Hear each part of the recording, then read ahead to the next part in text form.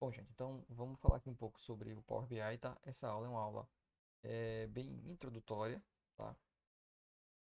Do que a gente hoje não vai trabalhar na ferramenta, mas vai poder abordar alguns conceitos, tá? Então, tá aqui o nosso curso de Power BI, que eu estou ministrando, né?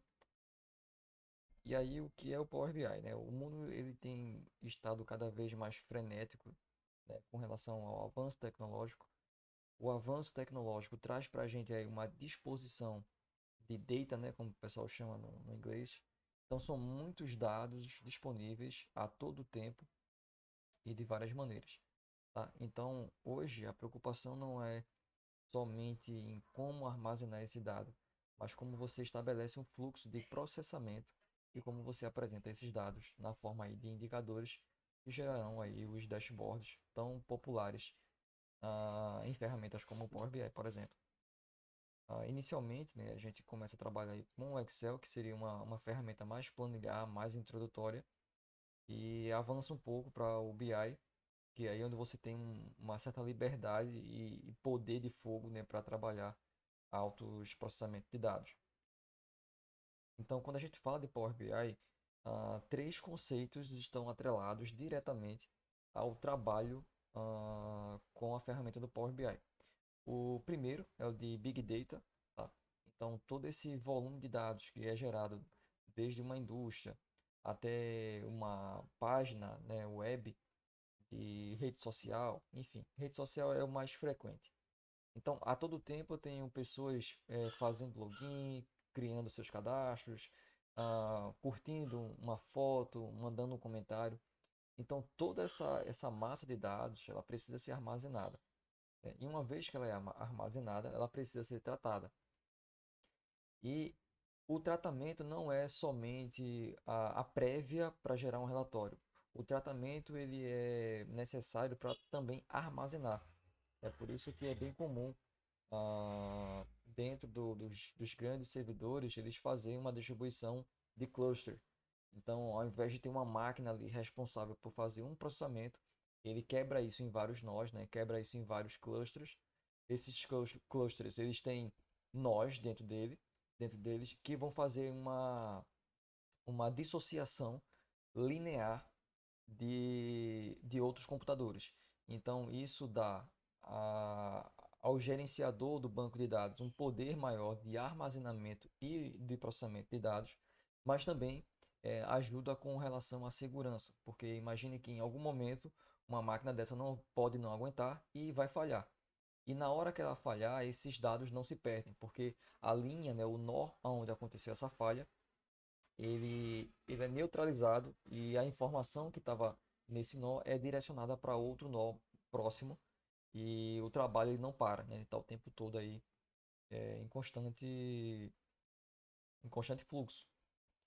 A gente também tem um conceito bem atrelado a essa ideia do Big Data, que é o profissional de Data Science. Tá? O Data Science ele também é muito entendido como uma disciplina, porque a ciência dos dados ela deixou de ser algo que está restrito à parte acadêmica, né? Onde você vai ali fazer testes de hipótese e algumas análises que vai tanger aí o machine learning, mas também você está com a nova disposição agora. Você entende que dentro do seu ambiente de trabalho você tem algumas hipóteses, tem algumas análises que você vai precisar usar de outras linguagens, de outras ferramentas, e aí aparece esse cara, né, o profissional do data science, né, como o pessoal gosta muito de falar, para poder tratar esses dados, usar linguagens diferentes, né, que garantam não só performance, mas também essa entrega de valor. E, por fim, né, ligado diretamente né, ao conceito do DBI e que vai utilizar, logicamente, a ferramenta do Power BI, é o rapazinho aí do Business Intelligence. Tá? É um conceito que surgiu aí em meados da década de 60. O Deming, o pai da pesquisa operacional, né? Da estatística, do controle estatístico de processo, ele tem uma frase bem famosa que diz: aquilo que você não consegue controlar, aquilo que você não mede, você não controla. Então, o profissional de BI, ele está muito ligado a pessoa que não só trata, né, e trabalha com dados, mas a pessoa que também que entende da regra do negócio. Então, esse profissional que trabalha aí com BI, ele precisa entender, sim, do contexto aonde ele está inserido, porque, claro, uma empresa de RH nunca vai ser igual, nunca terá os mesmos fluxos de uma empresa, por exemplo, que fabrica pneus, uma empresa que fabrica carros. São fluxos e processos distintos. Então, o profissional de BI, ele entra para dar fluidez e para trazer os insights necessários à corporação através do trabalho e do conhecimento de todo esse ferramental. E não somente isso também, conhecendo as regras do negócio. Então, uma frase que eu sempre levo comigo é mais interessante, é bem interessante saber, né, como fazer, mas ainda é saber o que fazer. Porque hoje nós temos N ferramentas que nos ajudam bastante na evolução, no desenvolvimento dentro do nosso trabalho, dentro da nossa organização. Mas o resultado ele só é garantido quando eu consigo converter o meu resultado em um ganho real. Se esse ganho ele é apenas aparente, então o meu relatório no Power BI ele não difere de uma apresentação no PowerPoint, tá? É apenas um dado lançado em cima de uma imagem que eu vou adicionar uns efeitos de transição.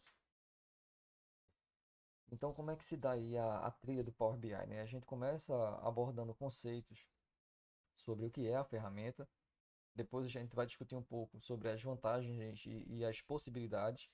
A gente já começou aqui falando, né, algumas vantagens. Vamos conhecer também os ambientes, né? Então, nós temos aí dois ambientes. Um ambiente que eu chamo de ambiente de desenvolvimento, que é o Power BI Desktop, e o Power BI Service que vai trabalhar aí o ambiente em nuvem, né, o ambiente cloud.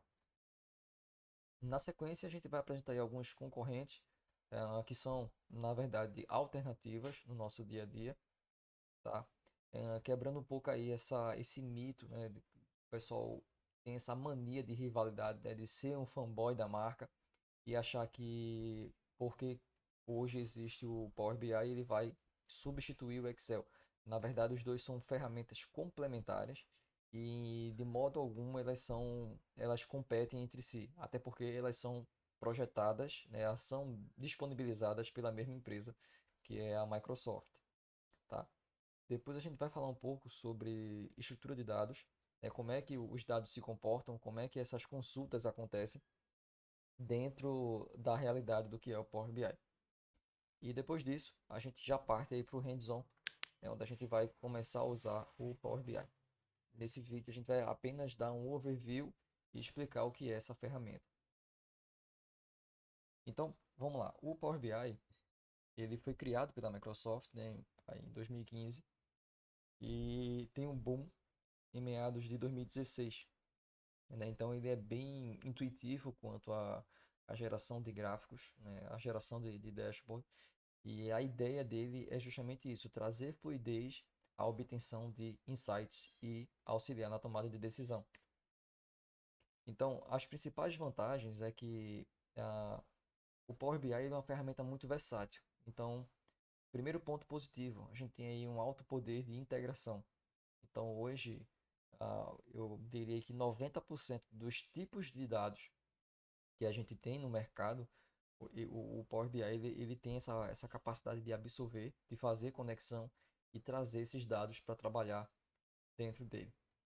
A possibilidade de compartilhamento, né? Hoje a gente tem essa cultura de cloud muito bem difundida, então você pode desenvolver o seu relatório no Power BI Desktop, subir para a nuvem no Power BI Service e compartilhar isso com outras empresas, garantindo aí os níveis de segurança, né, do RLS, o Regular Level Security. Então você não tem dificuldade no que tange a compartilhar informações, receber informações e, e fazer segregações dos dados, tá? Terceiro ponto positivo, né, que a gente conta como vantagem aí no uso do Power BI seria a inteligência de dados. Então você tem, por exemplo, ah, integrado ao sistema ferramentas de machine learning que vai te ajudar, vai sugerir alguns gráficos na hora que você está montando seu relatório. A gente também tem ah, ferramentas como o DAX, né? No Excel a gente usa muito Fórmula e no Power BI a gente usa muito a linguagem DAX, ou como o pessoal aí, né, os britânicos preferem, DAX, né, que é o Data Analysis Expression. É essa expressão analítica que você gera dentro da ferramenta que vai equivaler aí uma fórmula. Então, as possibilidades, né? Você tem aí a possibilidade de desenvolver o seu relatório, tá? De publicar isso com o mundo, né? Compartilhar a sua ideia e poder consultar isso de qualquer lugar, né? Desde da sua casa, do seu trabalho, ou até mesmo num passeio que você estiver fazendo aí num shopping, tá? Também tem a opção mobile, onde você consegue acessar do seu aparelho o relatório que você desenvolveu pelo computador. Na sequência, a gente já começa aí a trabalhar com a ferramenta e antes de passar a usar o Power BI, a gente precisa entender uma etapa muito importante que acontece ah, com quem desenvolve relatórios e trabalha com dados. É a parte de ETL. Também, né, todas, eu acho que a maioria das siglas elas são em inglês, porque todo o conceito surgiu aí nesse conglomerado americano, né? E o ETL, ele quer dizer Extract, Transform and Load. Então são as etapas que a gente faz um aglutinado que compõe a extração, a transformação e o carregamento de dados, tá? Então seria uma etapa de tratar a informação. E como eu falei para vocês, essa etapa a gente consegue fazer tudo isso dentro do Power Query, que é uma outra ferramenta que está integrada ao Power BI. Só que existem outros níveis de tratamento de dados que você pode fazer fora. E é recomendado que você faça fora. Por exemplo, quando você vai tratar com Big Data, é muito interessante que você tenha uma ferramenta que faça uma interface de ETL.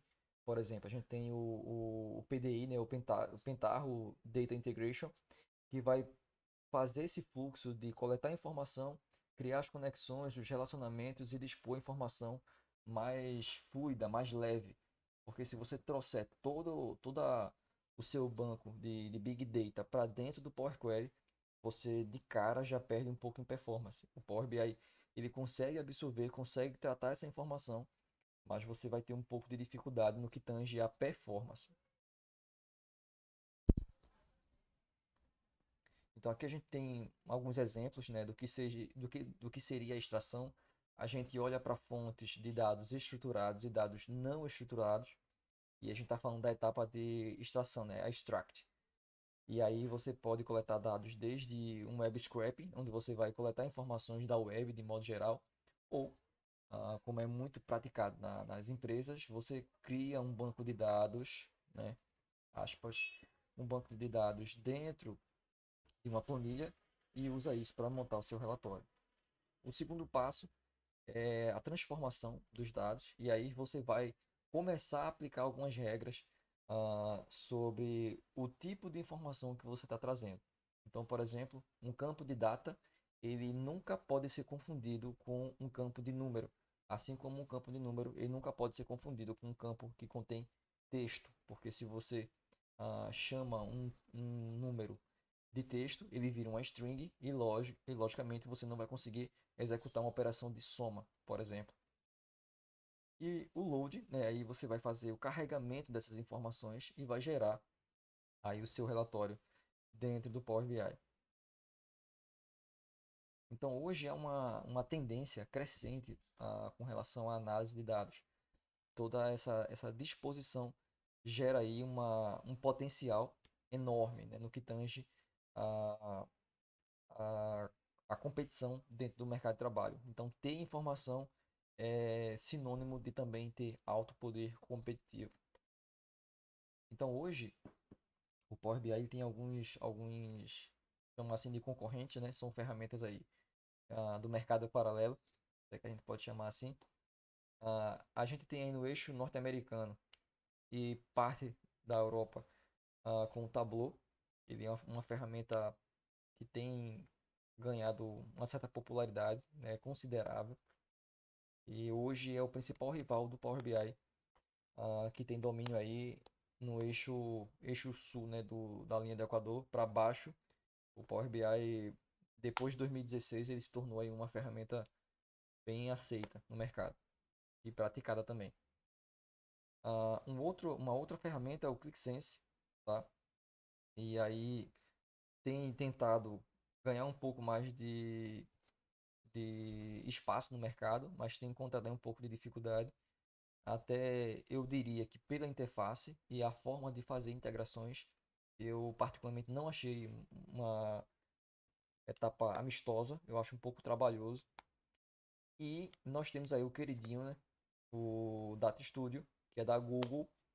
E o Data Studio ele tem uma vantagem de ter todo esse ambiente em cloud. Então, tudo que você precisa fazer, você faz uma consulta, você faz um tratamento, tudo isso online. Então, se você tiver uma máquina que não tem todo esse poder aí de processamento, você não vai resolver 100% do problema, mas já vai dar um empurrãozinho no que tange ao tratamento de dados e gerar um relatório, porque ele meio que terceiriza toda essa parte do peso de processamento. E também é uma ferramenta muito interessante, né? Eu imaginei você ter todo um controle em planilhas, né? Aí você usa, logicamente, o planilhas do Google, né? O Google Sheets, e você traz tudo isso para dentro do Data Studio e consegue gerar relatórios no mesmo nível do Power BI. Claro, a- as diferenças, as vantagens e desvantagens na minúcia a gente pode gerar aí um outro vídeo fazendo esse comparativo de performance. A polêmica, né, da última década, Power BI versus o Excel. Então, definitivamente um não é concorrente do outro, né? Ambos são projetados, né, e vendidos pela Microsoft, tá? Hoje o Excel ele tem essa estrutura planilhar, é muito bem aceita no mercado internacional, inclusive, e nacional também. E o que acontece? O Excel ele tem algumas limitações no que tange ao processamento.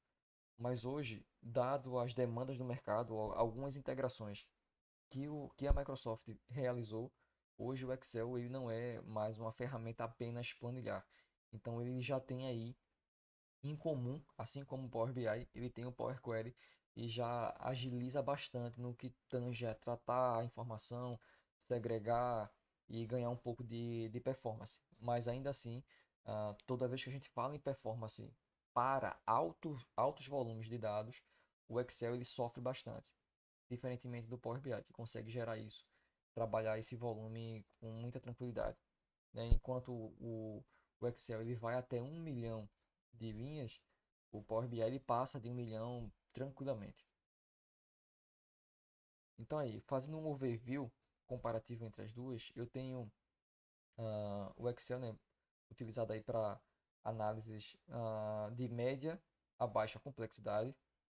A vantagem do Excel é que ele é uma ferramenta extremamente personalizável, então você consegue criar um relatório, você consegue personalizar cada gráfico, título, disposição, escolher as células que você quer que apareça a informação. O Power BI ele tem algumas desvantagens se comparado no mesmo nível que o Excel, né?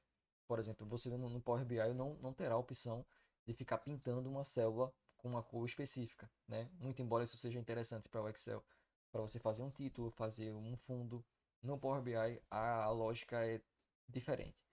Então, o que chama a atenção no Power BI é que ele tem um alto poder de processamento, segue a mesma ideia de personalização que tem no Excel, só que tudo isso é sob uma nova ótica, né? Então, existem algumas diferenças com relação a como você executa a criação do seu dashboard. Então, o Power BI Service é o serviço de disposição dos seus relatórios em nuvem. Então, isso te dá um poder de compartilhamento com o mundo. E hoje, tudo isso acontece dentro do ambiente do Power BI Service, que é um braço à parte do Power BI, e vale muito a pena você dar uma estudada, conferir, subir alguns relatórios lá para a nuvem e testar aí o comportamento de acordo com as suas necessidades. Então, como é que seria a trilha, né, para fazer a publicação dentro do Power BI Service?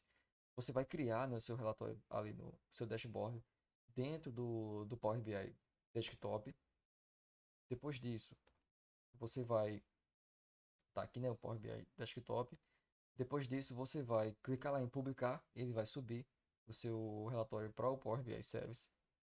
E aí, uma vez estando no Power BI Service, você consegue gerar um link e esse link você consegue compartilhar com todo mundo, né? Desde um site, e-mail, WhatsApp, enfim. Agora vamos falar um pouco da ferramenta em si. O Power BI Desktop, ele foi pensado, né, para ser uma ferramenta que é instalável, e aí você vai gerar todo o desenvolvimento dos seus relatórios na sua máquina, tá? Então isso te dá, por exemplo, maior liberdade para você tratar a informação, você tem maior poder de performance para criar os seus relatórios, e toda essa parte de conexão é muito mais fluida, né? E uma vez que você estabelece essa conexão, você organiza lá todo o seu relatório do jeito que você precisa, aí você publica, tá? Mas até lá, essa ideia da Microsoft de instalar um programa e esse programa fazer todo esse trabalho é bem bacana, porque você não tem, por exemplo, problemas de engasgo. É o que acontece com o Google Data Studio. Sempre ele tem uma visão muito voltada para o trabalho com alto volume de dados, mas se, por exemplo, durante o seu trabalho, a sua rede, né, a sua internet, ela oscilar, você já perde em performance. Algumas métricas apresentaram, né, nos nossos testes de instabilidade. Então é por isso que quando a gente fala de análises mais massivas, a gente não usa o Data Studio, a gente usa puramente aí o Power BI Desktop, tá? Dentro do Power BI, como eu falei para vocês, tem a DAX. E aí a DAX, ela é uma coleção de funções de operadores que vai tratar aí as operações lógicas que acontecem dentro do Power BI como se fosse uma fórmula. Então, DAX a gente poderia separar dessa maneira aqui.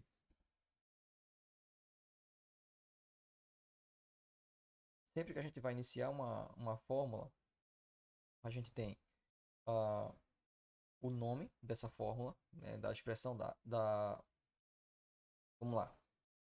Eu tenho uma fórmula e aí eu vou iniciar com um nome qualquer que eu queira dar à minha fórmula.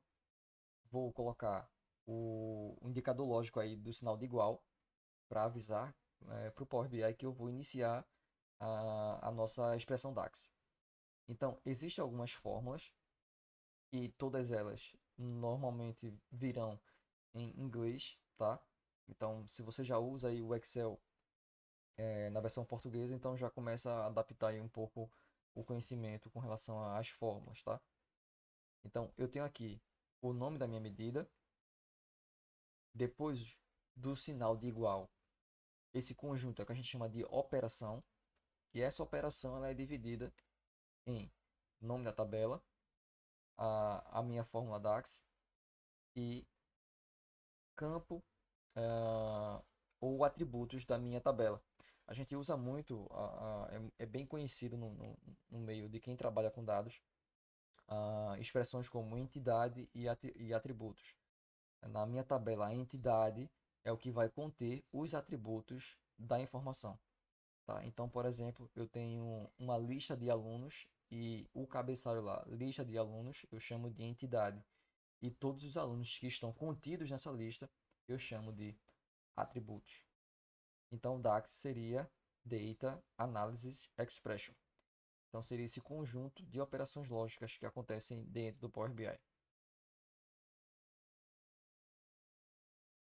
Então, a estrutura de dados, ela visa justamente trazer essa visão de maior competição, de maior vantagem dentro do mercado, que é cada vez mais frenético com relação a vantagem sobre o seu competidor. Quando a gente vai falar sobre estruturas de dados, a gente tem que ter em mente duas coisas. Os dados, eles seguem uma disposição de organização. Então, eu tenho dados estruturados e dados não estruturados. O principal exemplo de dados estruturados seriam, por exemplo, tabelas. Eu tenho tabelas, formulários, que eles seguem regras de qual campo eu devo preencher quando. Dentro do estudo de dados, de bancos de dados, a gente chama isso de endereçamento. Então, o campo que eu vou lançar a informação, ele tem um endereço, né? Ele tem um remetente ali fixo para quem eu vou destinar o lançamento da minha informação. Quando a gente vai falar sobre dados não estruturados, a gente tem que pensar um pouco no que é, por exemplo, o universo das redes sociais. Eu tenho, por exemplo, o WhatsApp, que é uma rede social, assim como o Instagram. Mas os dois não seguem obrigatoriamente a mesma estruturação de dados, tanto para coleta como também para armazenagem. Então, quando eu estou falando de WhatsApp, eu tenho ali um número que vai comunicar com outros números e esse fluxo vai gerar aí N conversas. Quando eu falo de Instagram, eu preciso de uma conta de e-mail que pode estar associada a um número e ele vai gerar algumas operações lógicas com a publicação de um vídeo, uma curtida, um comentário, uma denúncia. Então, tudo isso são formas de estruturação diferente de um dado que a gente chama de estruturar. Por quê? Estruturado, porque eu vou ter que ter uma tabela e ele vai seguir uma regra de endereçamento. Nos dados não estruturados, como são o das redes sociais, essa estrutura ela não segue um padrão tabelar, tá? Então, como não segue esse padrão tabelar, a gente chama de dados não estruturados. Então, pessoal, seria isso a nossa apresentação, né, do que é a ferramenta do Power BI. É uma ferramenta que traz hoje uma vantagem competitiva interessante para o mercado. E hoje, toda vez que a gente fala sobre trabalhar com dados, a gente tem que ter em mente que a empresa, né, que a corporação, ela visa o ganho imediato, a médio prazo e a longo prazo. Então, eu não posso falar em performance, eu não posso falar em tratamento de dados se eu não tenho uma cultura data-driven. Então, toda a minha organização ela tem que pensar orientada a dados. Não é somente preencher uma planilha, não é somente responder a um formulário, mas o colaborador ele tem que ter ciência de que a informação que ele gera vai alimentar um banco de dados. Esse banco de dados impacta diretamente no indicador que traz resultado para a corporação. Então, o Power BI ele é uma ferramenta que se propõe a isso, a trazer vantagem competitiva através da análise feita em cima dos dados gerados, seja pelo colaborador ou seja pelo posicionamento da empresa no mercado global. Então, para mais dicas, a gente se vê aí pelo YouTube ou então nas turmas do presencial. Valeu, pessoal!